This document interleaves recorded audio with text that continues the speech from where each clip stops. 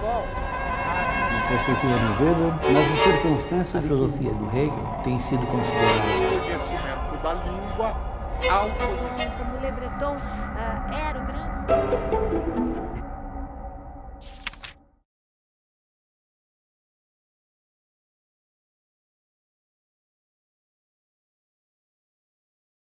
Estando, então, nesse período inicial da formação da subjetividade, encontrando-se aí um fato injustificável, né? Quer dizer, essa destituição do direito divino de filho, essa perda absurda da posse necessária da mãe, né? Estando aí, então, nesse ponto da sua existência, algo que é injustificável, então toda a sua vida será marcada também pelo caráter injustificável, né? E esse caráter injustificável, ele é ainda mais forte na medida em que a condição de separação partiu do outro. E ele, portanto, seria apenas a parte passiva do acontecimento, né? Quer dizer, houve uma separação, mas ele não optou pela separação. Ele não escolheu a separação. Então, ele é parte passiva nesse acontecimento. E essa separação que ele vê como injustificável e, enquanto parte passiva, não pode fazer nada para impedi-la, né? Então, vai marcar toda a existência pelo caráter injustificável que está na sua origem, né? Portanto, dentro desse contexto, né, já que os outros o constituíram como separado, né, quando ele assume a solidão, ele reitera e ele passa a reivindicar, né, essa solidão como se fosse a escolha do sujeito. Mas, na verdade, ele sabe que foi escolhido como objeto. Ele foi objeto de uma escolha, né? E esse objeto, na medida em que ele foi objeto de escolha, ele foi lançado na solidão e na separação. Aí, quando ele assume a condição de sujeito, ele vai reiterar aquilo que o escolheram enquanto o fizeram de objeto de escolha. Então, ele não vai se colocar, enquanto sujeito, contra o objeto, contra a objetivação que fizeram dele na medida que escolheram sem ele poder palpitar, né? Ele vai, enquanto sujeito, assumir essa escolha e, portanto, uma espécie de estratégia, né, para, objetivando a subjetividade, escamotear a liberdade enquanto inerente à subjetividade. Quer dizer, o sujeito é um exercício permanente. A subjetividade é um exercício permanente. O sujeito não é uma coisa, né? Ele é um processo, ele é uma história, né? Então, na medida em que eu objetivo esse processo, eu objetivo essa dinâmica subjetiva, né? Então eu deixo de ter que assumir continuamente essa condição de agir, escolher, responsabilizar-se pelos atos e assim por diante, né? Porque, na verdade, eu sou o sujeito, mas eu sou sujeito em decorrência de ter sido objeto, né? Então, a separação, a divisão entre o sujeito e o objeto não fica mais nítida, né? E é por isso que eu posso, sendo sujeito, assumir, para qualificar a minha subjetividade, esta condição de objeto. E eu posso assumi-la tanto mais quanto ela me foi imposta. Eu fui objeto de escolha, eu fui feito objeto, né? E então eu assumo isso como uma marca, né, que de agora por diante eu vou reiterar e vou até mesmo reivindicar para mim, né, essa condição de um sujeito objetivado, ou, como o Sartre vai dizer também no final do estudo, né, um sujeito abstrato, né? Uma vez que trata-se de uma subjetividade, mas que, alienando-se no objeto, não exerce a subjetividade. Então, é algo abstrato, que nunca aparece na ação concreta do indivíduo, né? Isso poderia ser, digamos assim, visto, né, nas diferentes posições que o Baudelaire assuma em relação aos acontecimentos, né? Em relação aos acontecimentos a respeito dos quais ele deve agir, né?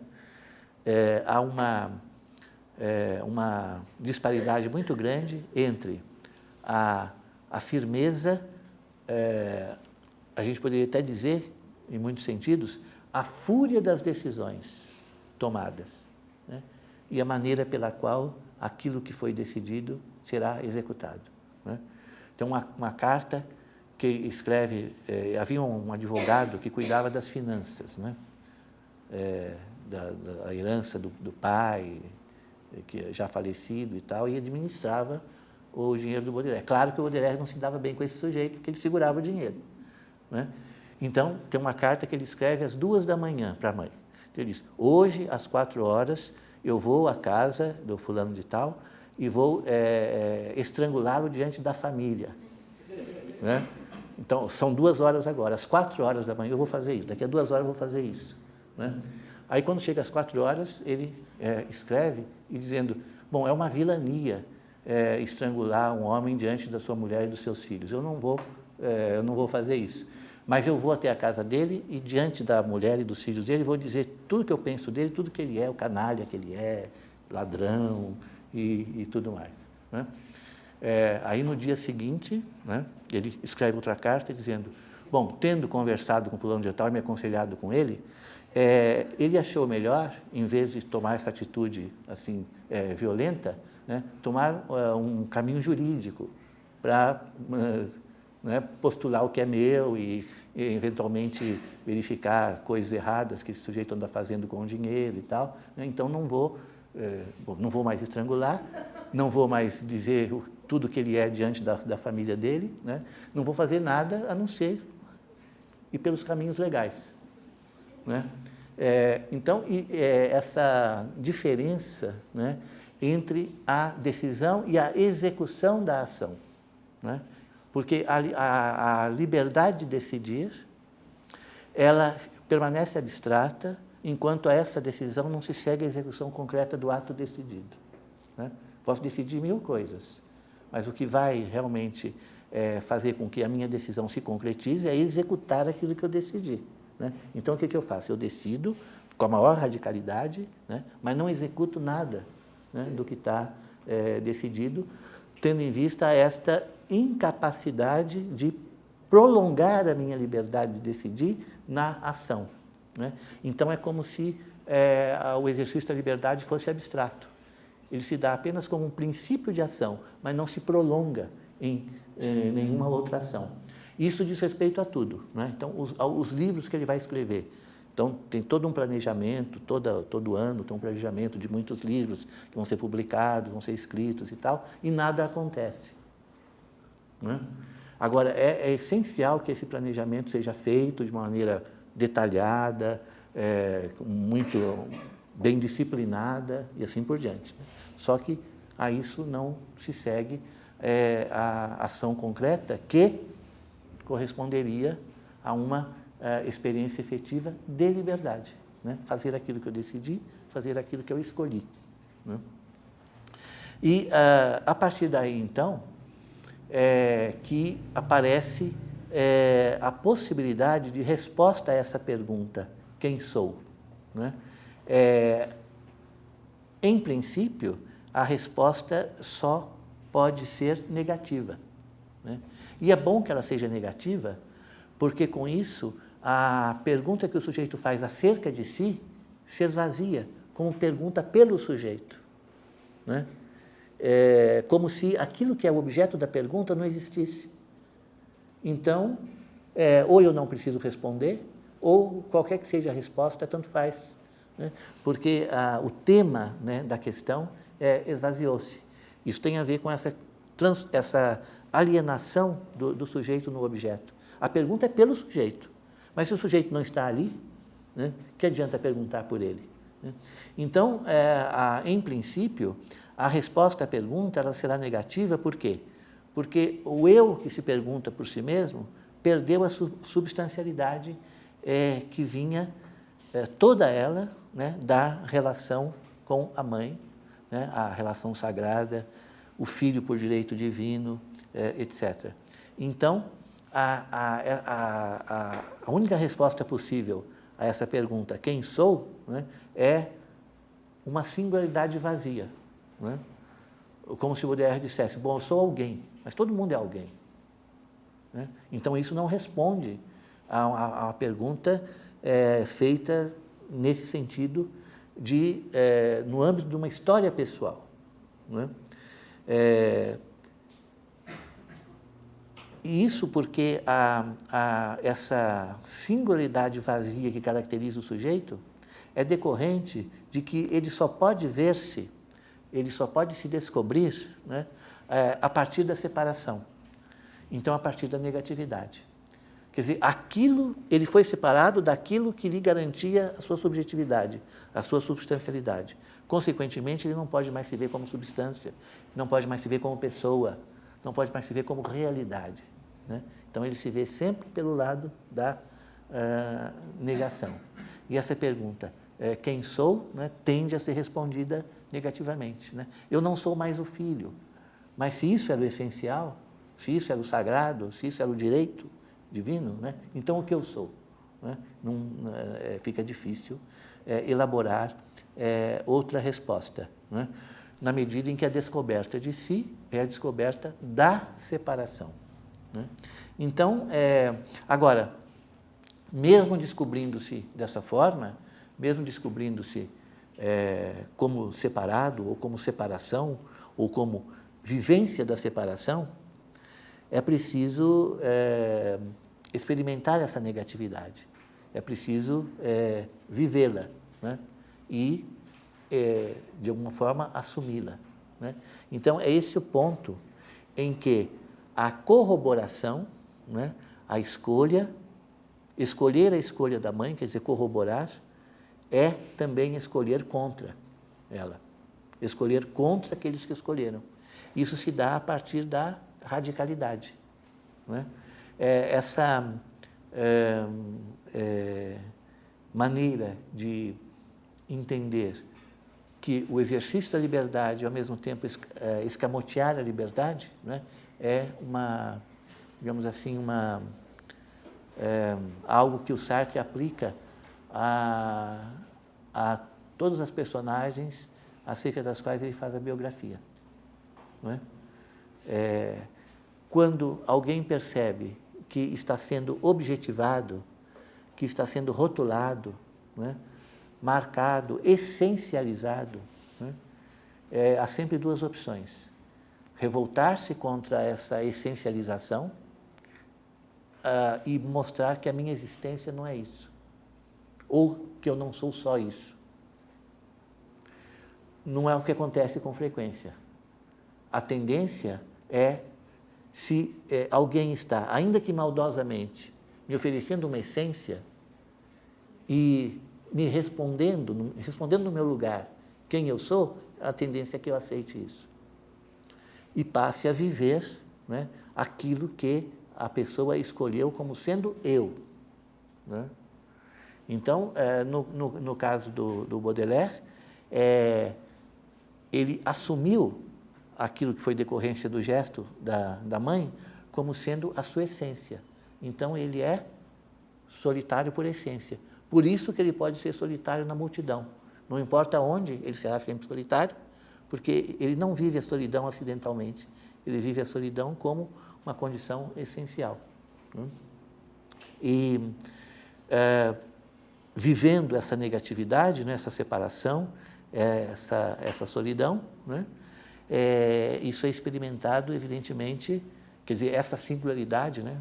Então, qual é a singularidade? É essa: ser só, né? Estar só entre muitos. Ela será experimentada nesta ambiguidade, né? Em primeiro lugar, da passividade, escolheram por mim, e da atividade, eu escolhi o que escolheram por mim. Né? Então, entre a passividade e a atividade, sem que isso se decida de maneira clara, né, é que se construirá a singularidade poética, né? Do ponto de vista, digamos assim,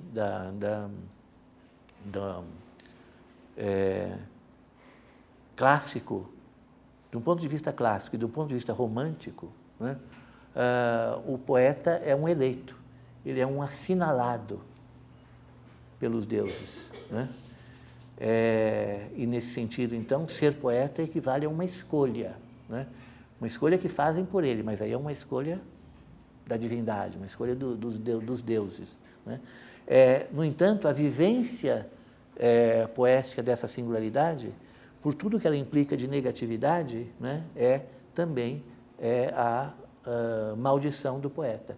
Então, existe aí uma escolha, é um ser eleito para ser diferente dos outros, e ao mesmo tempo é um ser amaldiçoado, pela mesma razão, porque ele será diferente dos outros, e a experiência que ele fará das coisas e de si mesmo, né, será diferente, e, portanto, a singularidade padece dessa ambiguidade. É uma eleição, é uma distinção, digamos assim, mas é também uma maldição. E, portanto, essa ambiguidade, atividade e passividade, também faz com que a liberdade seja experimentada como sofrimento. Quer dizer, a liberdade é essencialmente ativa, mas se eu a exerço a partir desta ambiguidade, em que eu sou ao mesmo tempo passivo e ativo, então eu exerço a minha liberdade e sofro a minha liberdade, por mais paradoxal que isso possa parecer. Sofrer a liberdade quer dizer reiterar a escolha do outro, escolher sempre o que o outro já escolheu. Faço isso livremente, mas a partir do outro. Então, sou ativo, mas também sou passivo nesse processo, né? E esse sofrimento, essa maneira de viver, que aparece ao poeta como aparece a consciência do poeta nessa ambiguidade do eleito e do amaldiçoado, né, faz com que ele dirija a si mesmo uma atenção excessiva, né? Isso é muito típico do Baudelaire, né? A atenção que ele presta a ele mesmo, né? Essa atenção excessiva, ela tem dois lados, duas faces, essa atitude, né? Ela tem a face da lucidez e a face da morbidez, né? Então, de um lado, aquele que presta atenção a si mesmo é lúcido, ele procura se ver de uma maneira clara, procura clareza em si, né? Agora, como o excesso de luz ou a clareza excessiva cega e deturpa aquilo que é visto, né, essa clareza, essa lucidez, ela é ao mesmo tempo morbidez, né? E, portanto, esse padecimento, né, que vem da atividade, né? A atividade de se conhecer envolve, né, a passividade ou padecimento que decorre desse próprio processo de conhecimento, porque ele não acontece completamente, nem de uma maneira, né, nem de outra. Quer dizer, a morbidez impede a realização da lucidez, e a lucidez impede a realização da morbidez. Então, o indivíduo nunca chegará ao extremo de si mesmo, ao suicídio, ou à total deterioração de si, que é o limite da morbidez, porque há ali uma lucidez que o orienta no sentido contrário. Mas esse olhar lúcido que ele lança a si mesmo também nunca será completo e nunca chegará a um resultado satisfatório, porque a morbidez impede que esse olhar lúcido se exerça em toda a sua plenitude. Então, esse equilíbrio, né, entre essas duas coisas é que compõe, né, uma singularidade difícil, né, e uma experiência difícil, né? É claro que, quando nós dizemos que o poeta presta uma atenção excessiva a si próprio, essa atenção não é da ordem da reflexão, é da ordem da sensibilidade, né? O poeta é excessivamente sensível a si e às coisas, né? E é isso que dá essa instabilidade, né, entre lucidez e morbidez. Porque a sensibilidade, ela está sempre, a sensibilidade poética, ou talvez a sensibilidade de um modo geral, ela está sempre associada a uma certa fragilidade da alma. Quando Pascal diz que o coração, quer dizer, a alma, é sensível a Deus e, portanto, nós não devemos conhecer Deus pela razão, mas devemos ser sensíveis a Ele pelo coração, o que ele está dizendo é o seguinte: a pretensão racional de conhecer a Deus é descabida. Quando a alma se volta para Deus, ela se volta a partir da sua finitude, da sua fraqueza e da sua fragilidade. E, nesse sentido, ela exerce a sensibilidade. Ela é sensível a Deus a partir da sua fraqueza, né? Da sua fragilidade. Então, essa fragilidade presente, né, e ainda mais acentuada pelo choque sofrido, né, com a separação, com o abandono, com a solidão, né, é que vai provocar e regular, se assim se pode dizer, né, essa atenção que o indivíduo presta a si próprio, né? Então, o que se quer dizer aqui é que, a partir do Sartre, claro, é que a singularidade depende de como o sujeito se constitui e de como ele é constituído. Isso se dá ao mesmo tempo. É uma tensão, como nós já vimos, mas uma tensão acerca da qual o próprio sujeito não tem clareza. E aí vem essa sensibilidade a si, que nunca é uma visão inteiramente clara. Ou seja, o sujeito está separado daquilo que ele mais ama.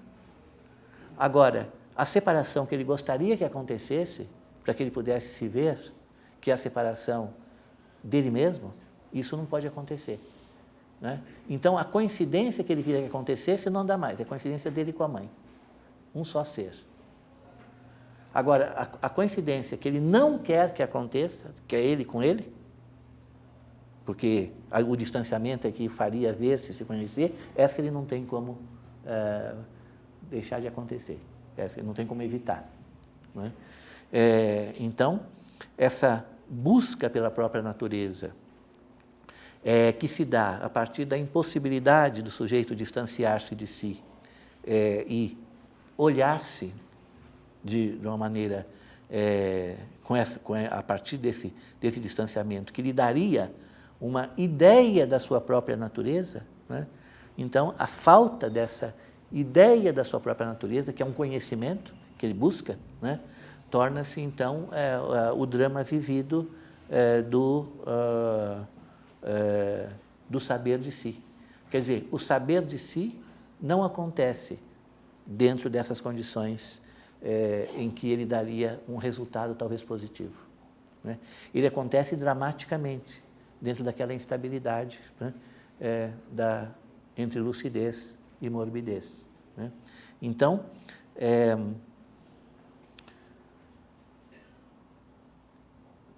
repetindo o que nós dissemos há pouco, não há uma distância suficiente para que o sujeito se veja de modo claro. Mas também não há uma aderência, essa é uma palavra usada pelo Sartre, não há uma aderência suficiente para que o sujeito abandone a busca, mergulhe em si mesmo, coincida consigo, né? coincida com ele mesmo, né?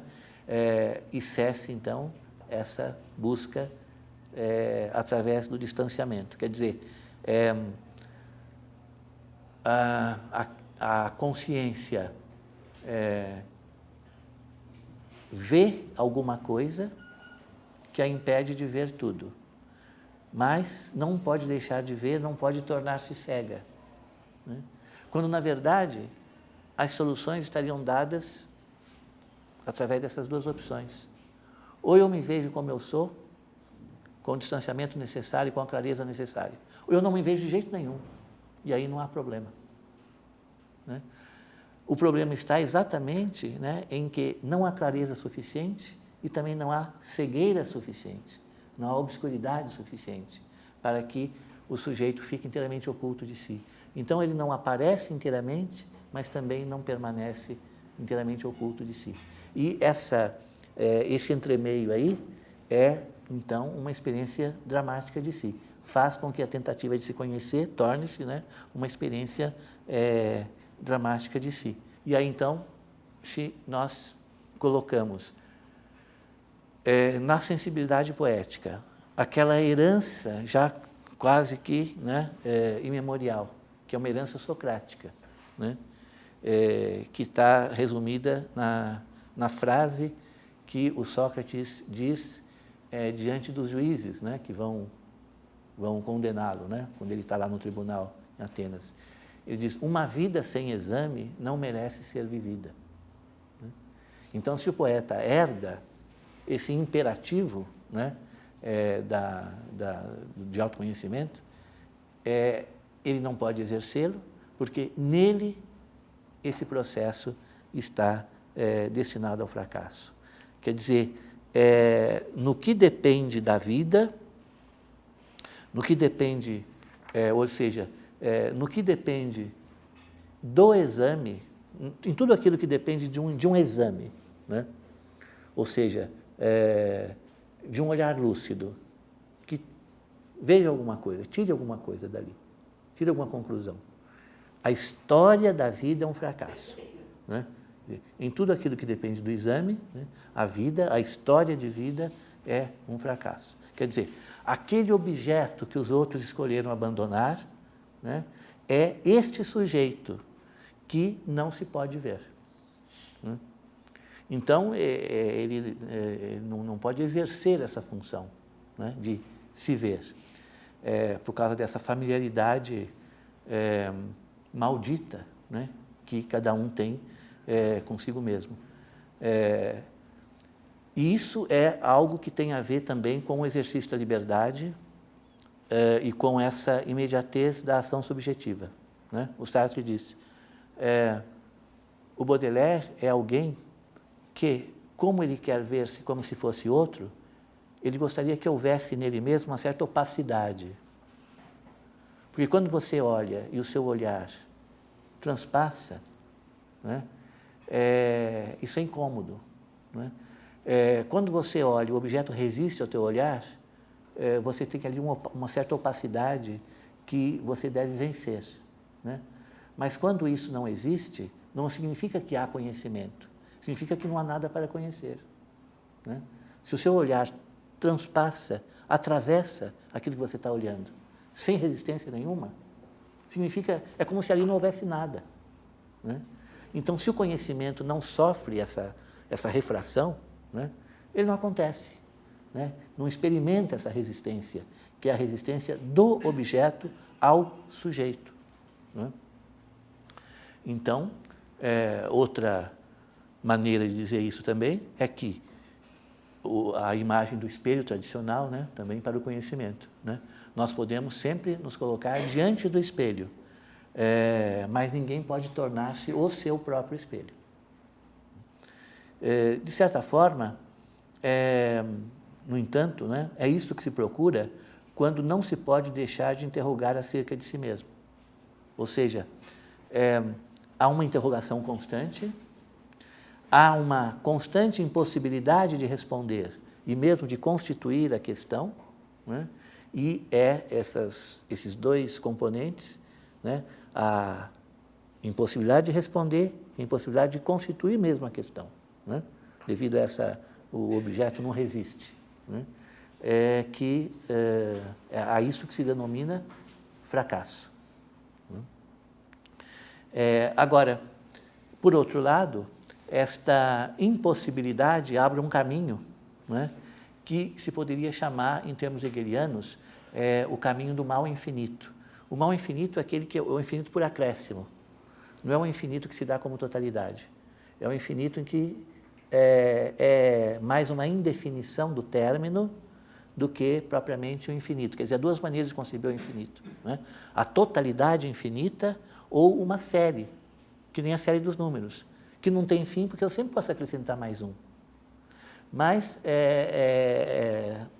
tanto os gregos quanto o Hegel, né, viram essa segunda concepção de infinito, né, esse infinito serial, que é infinito por acréscimo, como algo mais pobre, né, do que aquele infinito dos pré-socráticos, que para nós, modernos, é difícil de conceber como infinito, né, porque ele, de alguma forma, é acabado e, portanto, teria limites. Como se pode, né, conceber o infinito assim?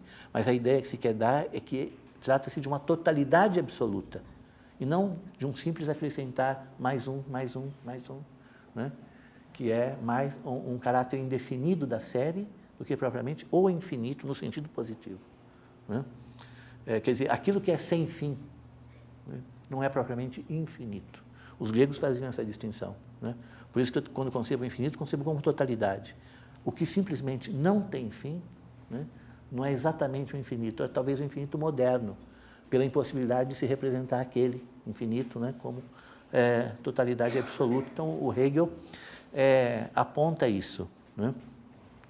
Então, é o seguinte, o que nós podemos atribuir também ao Baudelaire, ainda segundo, né, o estudo do Sartre, é que a constituição da subjetividade abre esse caminho do infinito por acréscimo, né? Desde que o sujeito se coloque no mundo prático, no mundo da vida, né, sem que a constituição da sua subjetividade tenha qualquer compromisso com a objetividade. Então, a questão é essa. Normalmente, digamos assim, entre aspas, se vocês quiserem, né, a constituição da subjetividade, ela se faz através de compromissos assumidos com a objetividade. Vivemos no mundo. Então, nos constituímos, somos constituídos, nos defrontamos com objetos, como nós já vimos, né, com coisas, pessoas e toda sorte de determinações, e nossa subjetividade, ela tem que se constituir em função disso, atendendo essas exigências e, de certa forma, correspondendo a essas solicitações. Nesse sentido, é que eu procuro constituir o mais perfeitamente possível a minha subjetividade no atendimento a essa, digamos assim, solicitação do mundo objetivo. Então,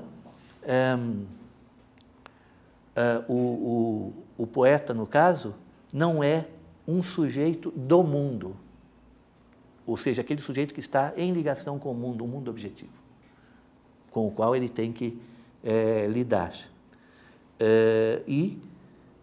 Que tipo de sujeito ele é, então? Aí há um texto que eu não citei na bibliografia que eu passei para vocês, né, que é um texto do Henri Mechonic, onde já o título nos dá a resposta para essa pergunta. O título é O Sujeito do Poema.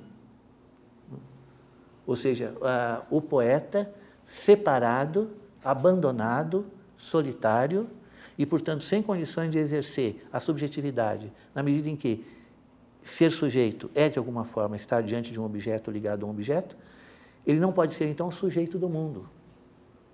Ele será, então, sujeito do poema, né? E a subjetividade, então, do Baudelaire se exercerá na medida em que houver essa transfiguração do mundo em poema. Por isso que nós dissemos na outra aula que, no caso do Baudelaire, a transfiguração não é a transfiguração romântica, da sublimação do mundo e da elevação do mundo ao sublime, né? Não é essa transfiguração, é uma transfiguração dramática, né? Porque é necessário que haja essa transfiguração como sendo a única maneira pela qual o poeta pode se afirmar como sujeito, né? Então, se tudo está perdido, se tudo está separado de tudo, ou como se diz, se tudo está fragmentado, e aí vem a questão da modernidade, né? Então, o poeta é o sujeito do poema e de nada mais. E ele tem que se constituir, dessa forma, né? E ele se constitui assim a partir desse infinito aberto, desse infinito, ou seja, desse processo de ser, em que a cada instante se acrescenta alguma outra coisa. Então, bom, eu vou matar o fulano daqui a 2 horas. Bom, não vou mais matar o fulano, vou discutir com ele. Não vou mais discutir com ele, vou fazer outra coisa. Então, há um processo de vivência, de experiência, em que os instantes vão se acrescentando e podem chegar até o infinito, que há uma abertura para o infinito, mas eles se acrescentam, assim, descontinuamente. De tal modo que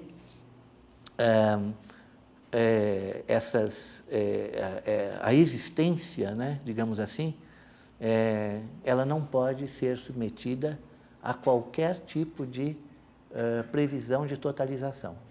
A única coisa que me cabe esperar é aquele instante que virá e que não existe ainda. Né? Então, essa é a abertura da subjetividade para o infinito. A simples a espera de um instante que não existe ainda. Quando ele virá, outro instante virá a seguir, que também não existe ainda, e assim sucessivamente, de tal modo que o Sartre pode dizer o seguinte: isso não significa transcender a cada momento o que se é, porque transcender significa superar o que se é, né? Que é o que o Sartre propõe na sua filosofia, né? O sujeito se transcende continuamente, supera aquilo que ele é na direção de outra coisa, né? Isso é que é o projeto, propriamente dito. Agora, no caso aqui, essa espera do instante que virá a seguir não é para que o sujeito se transcenda, para que ele viva esse outro instante que virá, que não tem outro jeito de viver, a não ser instante por instante. E o Baudelaire tem uma palavra para isso, né? Então, isso que o filósofo chama de transcendência, o Baudelaire chama de insatisfação. Todos os instantes são insatisfatórios. Tenho que aguardar o outro. O outro também será insatisfatório, e assim vai. Então, é o tal do mal infinito, essa abertura do 1 mais 1 mais 1 mais 1, né? Que nunca acaba, mas que também não tem nenhuma possibilidade de aparecer como totalização ou como absoluto, né? Quer dizer, como o indivíduo tem dificuldade de se reconhecer naquilo que ele é, porque o que ele é a separação, e a separação não é algo de positivo em que eu me reconheça, a separação é aquilo que não é, então ele sempre aguarda o que está por vir, na esperança de se reconhecer nisso que está por vir. Por isso que ele diz, é insatisfação. Esse instante agora é insatisfatório. No próximo que virá, talvez eu me reconheça, mas esse processo vai se repetindo, não é? E por isso que o Baudelaire diz, a gente não compreende o infinito, a gente sente o gosto dele, né? E o gosto é essa sucessão, né, de instantes descontínuos, que cria expectativas e dissolve expectativas, porque o sujeito nunca pode apreender-se, né, positivamente. Ou seja, é a vivência da indeterminação, né? Agora, a vivência da indeterminação, ela é dramática para um sujeito que não quer assumir a liberdade, né? Porque aquele que se vê como indeterminado, ou seja, indeterminado quer dizer, está tudo por fazer, depende de mim, né? Então, quando eu não quero assumir a minha liberdade, eu não posso me ver como indeterminado. Pelo contrário, eu tenho que ver como fatalmente, né, destinado a tudo aquilo que eu sou e terei de ser, né? Então, essa indeterminação, que não é liberdade, mas que é a cada momento a impossibilidade de se determinar, né? Quer dizer, não é a liberdade de se determinar. Do ponto de vista filosófico, indeterminação significa a possibilidade de se determinar. Eu não sou determinado, sou indeterminado. Então, eu tenho a possibilidade de me determinar, mas eu mesmo, livre, coisa herdada do iluminismo, né? É o sujeito que se determina, é ele que se faz, se constrói e tal. Agora, no caso do Baudelaire, essa sucessão de instantes é a sucessão das indeterminações. Então, nunca o instante que virá a seguir será aquele em que eu me determinarei. É aquele instante que eu continuarei a me indeterminar. Ou seja, a não assumir nada acerca de mim mesmo. E, portanto, não assumir a liberdade. Por isso que essa subjetividade, digamos assim, de caráter filosófico, que parte da indeterminação e se determina pela liberdade, não condiz com a subjetividade, aqui, que nós podemos chamar, se vocês quiserem, de poética, né? Do Baudelaire. Quer dizer, não se trata de uma apreensão do indivíduo, né? Eventualmente mergulhado, né, na modernidade. Né? Quer dizer, ou seja, quando nós dizemos que o Baudelaire é um indivíduo mergulhado na modernidade, se isso quer dizer que ele assim se determina, né, não é correto. Se ele estiver eventualmente mergulhado na modernidade, é porque a modernidade é o lugar da indeterminação e da fragmentação. É onde o sujeito não realiza a experiência completa de si, não se totaliza, não se constitui. Né? Ou então se constitui poeticamente, né? Mas não se constitui, digamos assim, racionalmente. E como se essa progressão infinita, né, dos instantes fizesse com que o projeto pelo qual eu me defino agora já não venha existir logo mais. A partir daí, então, como fica aquilo que nós falamos agora há pouco como o desejo de conhecer a própria natureza? Ele quer conhecer-se a si, ele quer conhecer a sua própria natureza. Qual é a sua natureza? E essa é uma palavra forte. Natureza quer dizer essência. Então, ele quer saber qual é a sua própria natureza. Como fica esse desejo? Né? Simplesmente no modo do escape. Mas um escape curioso, porque quem escapa do presente para o futuro.